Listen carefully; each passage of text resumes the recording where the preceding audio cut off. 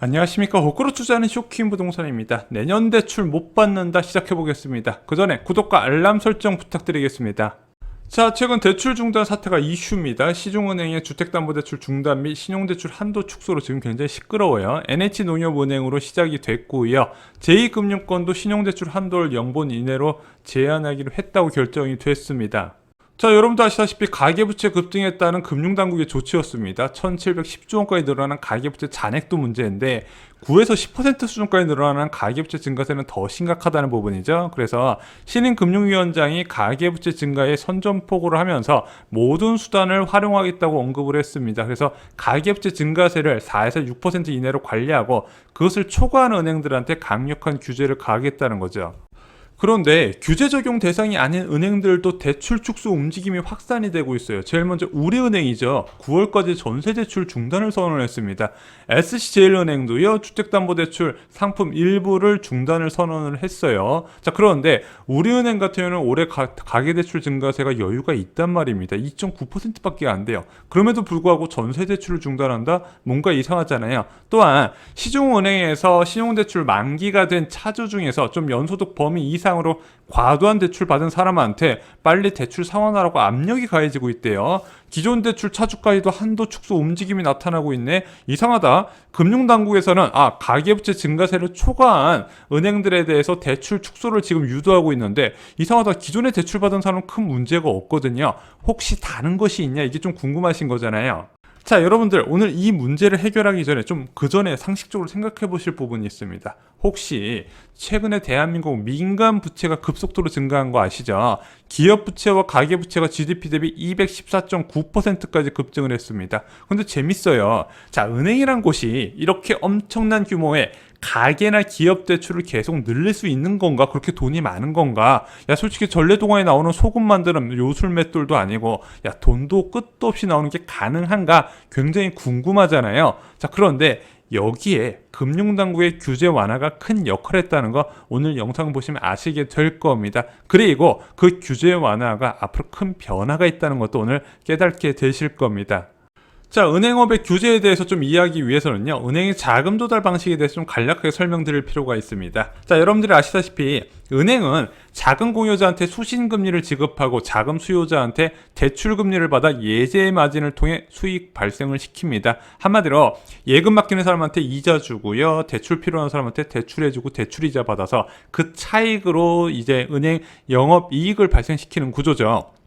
그러면은 은행이 돈을 어떤 식으로 자금을 조달하냐? 두 가지 방식으로 나눠져요. 첫 번째는 예금입니다. 자, 이 예금은 여러분들이 다 아시다시피 요구불 예금과 저축성 예금으로 나눠져요. 쉽게 그냥 보관 목적으로 맡기냐, 이자 받을 목적으로 맡기냐 이렇게 나눠진다는 겁니다. 그런데 과거와 다르게 예금을 맡기는 사람들이 자꾸 줄어들어요. 주식이나 ETF, ELS, 갭 투자, 코인 등의 투자처가 많아지면서 예금이 감소하고 있더라. 그러면은 은행에서 어디서 돈이 많이 나와서 이렇게 많은 대출을 해줄 수 있냐? 여기에 또 다른 이제 자금 조달 방식이 있는 겁니다. 바로 시장성 수신입니다. 차입금이나 채권 발행, 단기 유동성 확보 방안, 그리고 양도세 예금 증서 등으로 자금을 확보해서 대출을 할 수 있다는 부분이죠. 그래서 예금과 이 시장성 수신은 좀 차이가 있습니다. 예금은 일반적으로 개인을 대상으로 자금을 조달하는 방식이고요. 시장성 수신 같은 경우는 금융기관을 통한 자금 조달 방법이다 이렇게 보시면 될 것 같습니다.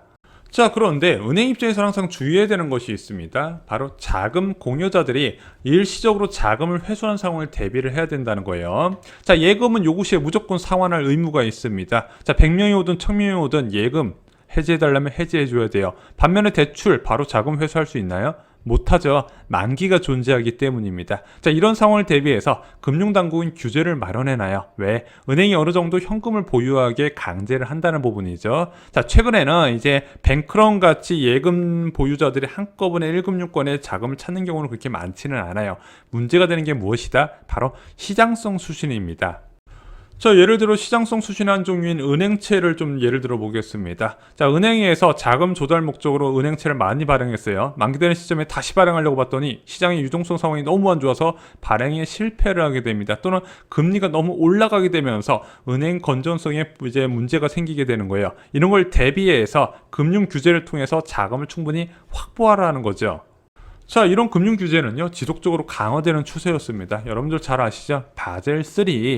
바젤 은행 감독위원회에서 금융위기 재발을 막기 위해 내놓은 은행 자본 건전화 방안입니다. 자, 은행들의 최저 자본 기준의 질적 수준 향상과 레버리지 비율, 부채성 비율의 규제가 들어가는 내용이다 보시면 될 것 같은데 2023년까지 시행 권고에 들어가게 됩니다. 크게 세 가지로 나눠져요. 자본 규제, 유동성 커버리지 비율, 순 안정 자금 조달 비율, 레버리지 비율 이렇게 세 가지로 나눠지게 되는데 오늘 첫 번째로 소개해드릴 바로 이 유동성 커버리지 비율에 대해서 좀 말씀을 드리겠습니다. 이게 뭐냐면요, 30일 동안 은행의 순현금 유출액에 대해서 고유동성 자산, 현금이나 국채 등을 100% 이상 유지하라는 거예요. 한마디로 30일 동안 돈 빠질 것 대비해서 현금 많이 가지고 있어라, 이런 규제다 보시면 될 것 같습니다. 이게 2020년에 전면 적용되기로 해 있었어요. 그리고 2020년에 시행하기로 했던 또 하나의 규제가 있습니다. 바로 신예대율 규제였습니다. 이 신예대율 규제가 뭐냐? 가계대출 대신 기업대출을 늘리도록 유도한 규제예요. 예대율을 산정할 때 가계대출 가중치를 15%포인트 높이고요. 기업대출은 15%포인트 낮춘 것이 핵심입니다. 이게 어떤 뜻이냐? 예를 들어 만약에 가계대출을 100억을 해줬어요. 그러면 예소금을 얼마를 쌓아야 된다? 115억 원을 쌓아야 됩니다. 자, 예를 들어 기업대출을 100억 원을 해줬어요. 그럼 은행 예금 얼마나 확보해야 돼요? 85억 원만 쌓으면 됩니다. 그럼 은행 입장에서는 야, 이거 가계대출 해주는 것보다 기업대출 해주는 게 더 많은 이제 대출해 줄 수 있는 거네. 자, 이러면서 아무래도 가계대출보다는 기업대출을 선호한다는 거죠. 그래서 2019년까지 워낙 은행들이 가계대출 중심으로 좀 위험 리스크를 낮춘 대출 중심으로 하다 보니까 이게 시중에 돈이 안 도네. 그래서 이 신예대율 규제가 도입이 됐고 2020년부터 시행이 됐었습니다. 이 제도 시행 이전에 은행에서는 대비를 하고 있었습니다. 당연히 대비하고 있었겠죠. 신예대율 규제 이전에 예대율 100% 이하로 맞춰놨습니다. 은행들 4대 은행 평균적으로 98% 맞춰놨어요. 자, 그리고 유동성 커버리지 비율도요, 101.9%로 100% 이상 맞춰놨습니다. 자, 그런데 2020년 본격적으로 시행되기도 이전에 코로나19 팬데믹 상황이 터집니다. 그러면서 금융위원회하고 금융감독원은요, 금융규제 유연화 정책을 발표를 하게 됩니다. 이러면서 자본규제, 유동성규제, 영업규제에서 전반적인 규제 완화가 도입되는데 여기에 유동성 커버리지 비율과 예대율 규제가 한시적으로 완화가 됩니다. 이게 어떤 뜻이다? 규제를 완화해 줄 테니까 시중에 돈을 더 많이 풀어라는 뜻이었죠. 그리고 이 규제 완화 방안은 두 차례 연기를 해주게 됩니다. 2020년 8월 26일 그리고 2021년 올해 3월 12일 날 각각 연기가 되면서 은행 예대율 규제는 올해 말까지, 그리고 통합 LCR 완화하는 기간은 올해 9월까지 연장이 되게 됩니다.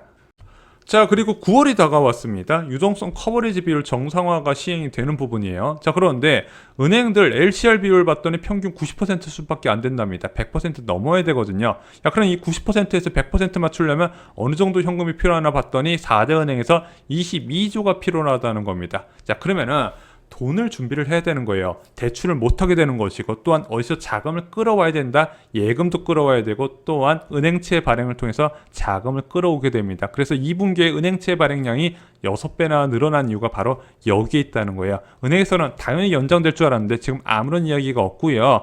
매파인 고승범 위원이 금융위원장으로 지명되면서 이거 연장 안 될 것 같다, 거의 굳어지는 분위기입니다. 왜냐, 고승범 위원은 아마 이렇게 생각할 거예요. 규제 완화가 현재 부채 폭등세의 원인이다, 이렇게 볼 수 있다는 부분이죠. 자, 더 큰 문제는 바로 예대율 규제입니다. 자, 지금 내년부터 적용되는 이 예대율 규제 현황을 봤더니 KB국민은행이 지금 100.4%로 100%를 넘어섰대요. 그리고 신한은행이 97.4, 하나은행이 99.4, 우리은행이 99.2를 기록을 하고 있습니다. 이게 어떤 뜻이냐? 주요 은행들도 자금을 더 끌어오지 못하면 대출이 쉽지 않은 상황이 됐다는 겁니다. 자, 그런데 올해 한두 차례 금리 인상이 예정돼 있죠. 이것은 어떤 뜻이다? 금융권의 수신금리 급등으로 이어지게 될 것이다. 그러면 금융권의 예금금리가 비로소 이제 올라가게 된다면은요, 주택담보대출금리, 그리고 전세자금대출금리, 마지막으로 신용대출금리가 본격적으로 내년 초부터 급등할 가능성이 있다는 부분이죠.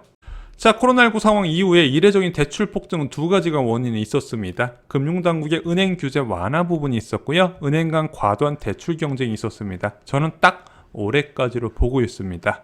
자, 부동산 버블은 부채를 먹고 삽니다. 자, 지금 서울 지역의 PIR이 17.6까지 올라갔어요. 17년 동안 한 푼도 모으지 않고 써야 집 한 채 마련하기 가능합니다. 이미 소득으로 구매할 수 있는 단계를 한참 넘었었어요. 자, 그런데 이런 부채 증가 없이 부동산 시장이 과연 얼마나 버틸까? 그래서 올해 금리 인상 두 차례 하고 내년에 또 지속적인 금리 인상이 된다면요, 자, 이렇게 끝도 없이 오를 것 같은 부동산 시장도 서서히 변화가 나타나게 될 것입니다.